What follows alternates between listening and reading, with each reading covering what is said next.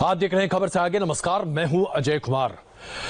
खबरें हम आपके पास लगातार प्रस्तुत कर रहे हैं कि रिया चक्रवर्ती और सीबीआई के बीच किस तरह की बातचीत हो रही है, लेकिन अब कुछ ऐसा जो बताएगा आपको कि आखिरकार रिया चक्रवर्ती क्यों बदनाम करना चाहती हैं सुशांत सिंह राजपूत को।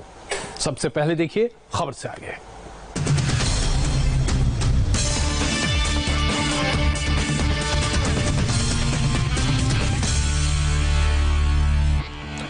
तो आखिरकार वो पल आ ही गया है जब रिया चक्रवर्ती को सीबीआई के सामने प्रस्तुत तो होना पड़ा है। कई घंटों की पूछताछ चल रही है, दरअसल अभी भी जारी है। रिया चक्रवर्ती अपने आप को बचाने की पुरजोर कोशिश कर रही हैं, क्योंकि सीबीआई के हर सवाल का जवाब ऐसा लगता है जैसे कि रिया चक्रवर्ती ने रट लिया है। आज हम आपको बताएंगे कि सीबीआई की पूछताछ में रिया चक्रवर्ती खुद को पाक साफ बनाने के लिए क्या क्या साजिशें रच रही हैं। लेकिन जो सबसे बड़ी और आश्चर्यजनक बात निकल कर आ रही है वो ये कि रिया चक्रवर्ती सुशांत सिंह राजपूत को बदनाम कर रही हैं। एक मरे हुए व्यक्ति को बदनाम करना, उसके ऊपर बदनामी के दाग लगाना, कम से कम भारतीय संस्कृति में इसकी कहीं कोई जगह नहीं है। लेकिन आज रिया चक्रवर्ती ने खुद अपने आप को बचाने के लिए जिस व्यक्ति से वो प्यार करने का दावा करती हैं, यानी कि सुशांत सिंह राजपूत, उसके ऊपर कई तरह के आरोप बढ़े, जिन्हें सुनकर आपको भी बड़ी तकलीफ होगी। एक मशहूर किताब है आर्ट ऑफ वॉर। इसमें कुछ लाइनें हैं जो अपने आप में बहुत कुछ कहती हैं। अंग्रेजी में है, इसलिए पढ़कर बताता हूं, फिर उसका हिंदी मतलब भी। If you can't defeat someone, destroy his reputation. यानी कि अगर आप अपने दुश्मन को हरा नहीं सकते तो उसे इतना बदनाम कर दीजिए, उसे इतना बेइज्जत कर दीजिए कि वो तार तार हो जाए। ऐसा लगता है कि आर्ट ऑफ वॉर की ये लाइनें रिया चक्रवर्ती ने अपने दिमाग में फिट कर ली हैं। उन्होंने सीबीआई के सामने झूठ के एक ऐसे पुलिंदों को खड़ा करना शुरू किया है जिसकी वजह से वो सुशांत की मौत की तलवार को सिर्फ उनके तरफ ले जाना चाहती है। अब आइए हम आपको बताते हैं कि दरअसल सुशांत किस तरीके से घेरने की कोशिश कर रही हैं रिया चक्रवर्ती। सबसे पहले रिया चक्रवर्ती ने अपने जवाब में सुशांत पर मी टू जैसे संगीन आरोपों का सहारा लिया है। रिया के मुताबिक सुशांत की आखिरी फिल्म दिल बेचारा की हीरोइन संजना सांधी ने सुशांत सिंह पर मी टू के आरोप लगाए थे। अब इसका मकसद क्या, जरा आप सोचिए, क्या दिमाग का खेल है। दरअसल वो हम लोगों के दिमाग में डालना चाहती हैं कि सुशांत सिंह राजपूत कहीं महिलाओं के साथ छेड़छाड़ तो नहीं करते थे, क्या उनका कैरेक्टर खराब तो नहीं था। सुशांत को बदनाम करने के लिए रिया चक्रवर्ती ने यह कहा कि सुशांत ड्रग्स भी लेते थे। और ड्रग्स क्यों लेते थे? ताकि आपके दिमाग में बात बैठे, अपने परफॉर्मेंस को, अपनी एक्टिंग को बेहतर करने के लिए। यानी अब यह बात फैलाई जा रही है कि सुशांत सिंह राजपूत दरअसल चरस, गांजा लेने के आदी थे।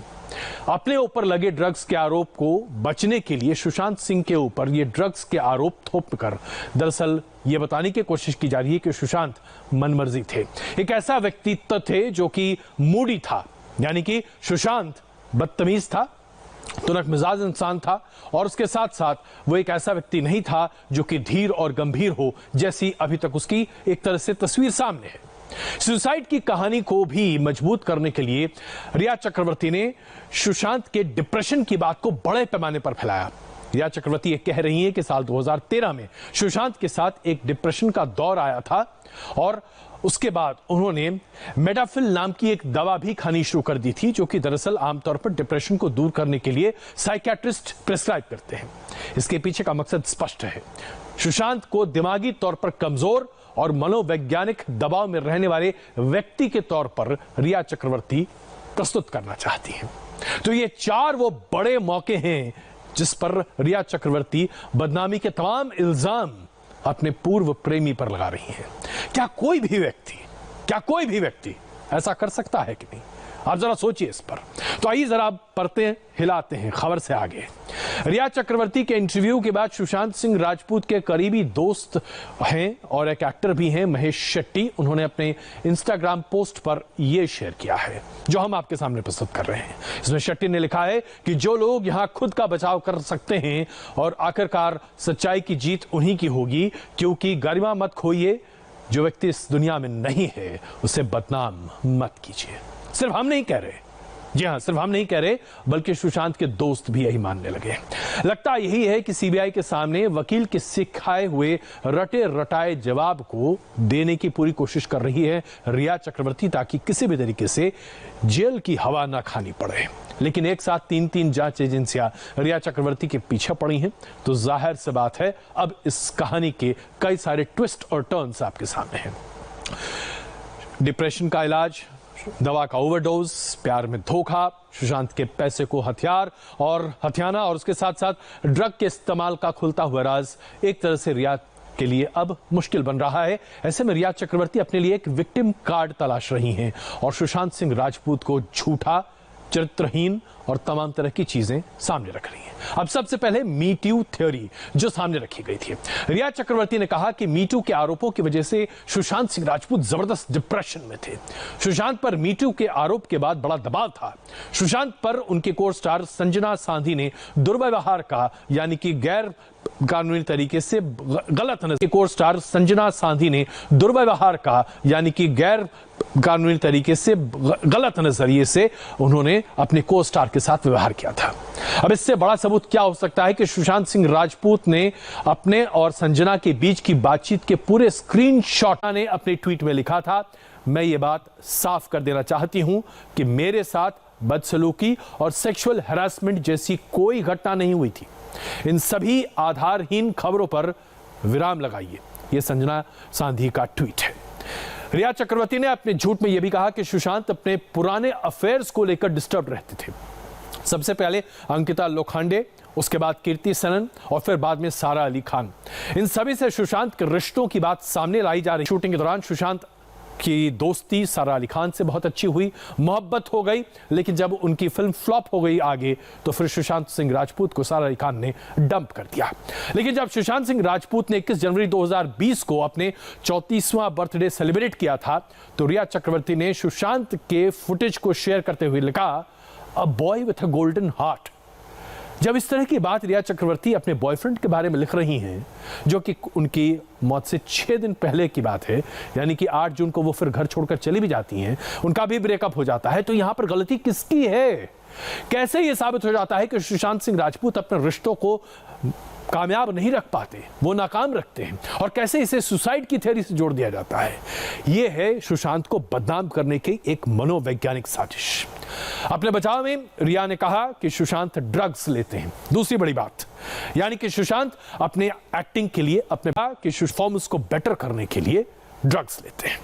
अब जरा यह बताइए, पोस्टमार्टम की रिपोर्ट होती है, विसरा रिपोर्ट सामने आती है, सुशांत के किसी भी रिपोर्ट में कहीं पर भी किसी तरह की कोई ड्रग्स की बात सामने नहीं आती है। कि किसी भी रिपोर्ट में कहीं पर भी किसी तरह की कोई ड्रग्स की बात सामने नहीं आती है। अब यह बात कहां से सामने आ गई कि सुशांत गांजा और चरस का इस्तेमाल क्या करते थे? क्या यह बात सुशांत की छवि को खराब करने के लिए नहीं है? रिया चक्रवर्ती का मकसद खुद पर लगाए गए ड्रग्स के खरीद फरोख्त के आरोपों से दुनिया का ध्यान भटकाने का है। अब तक की जांच में यह फैक्ट सामने आ चुका है कि रिया चक्रवर्ती और उनके डी कंपनी, यानी कि उनके साथियों के बीच ड्रग्स का लेन देन बड़े पैमाने पर है। लेकिन अब इससे जरा ध्यान हटाने की कोशिश की जा रही है। इससे पहले सुशांत के पूर्व बॉडीगार्ड मुश्ताक ने भी सुशांत के ड्रग्स लेने की बात कही थी, लेकिन वो भी सत्यापित नहीं हो पाया। सुशांत, उसका कहना था कि पार्टियों में चरस और गांजा पीते थे। सुशांत के घर में भी महंगे चरस और गांजे की पार्टी हुआ करती थी। सिगरेट की पत्तियों में मिलाकर सुशांत चरस की पत्तियां पीते थे और इन पार्टियों में रिया चक्रवर्ती भी शामिल हुआ करती थी। लेकिन सवाल यह है कि रिया चक्रवर्ती के पिता या उनके पूरे परिवार में से किसी को नहीं पता कि रिया चक्रवर्ती पार्टियों में गांजा और चरस का सेवन करती थी। यानी कि इस पूरी थ्योरी के बारे में जरा समझिए। सुशांत सिंह राजपूत बिहार से आया हुआ एक ऐसा लड़का जिसने बॉलीवुड में अपनी जगह बनाई और उसे अपने परफॉर्मेंस को इनहैंस करने के लिए ड्रग्स की आवश्यकता पड़ती थी। कुल मिलाकर स्थिति यह है कि रिया चक्रवर्ती सुशांत सिंह राजपूत का नाम पूरे तरीके से खराब करना चाहती हैं। पिछले कई दिनों की जांच में रिया और उनके भाई का नाम ड्रग्स की खरीद फरोख्त में सामने आ रहा है।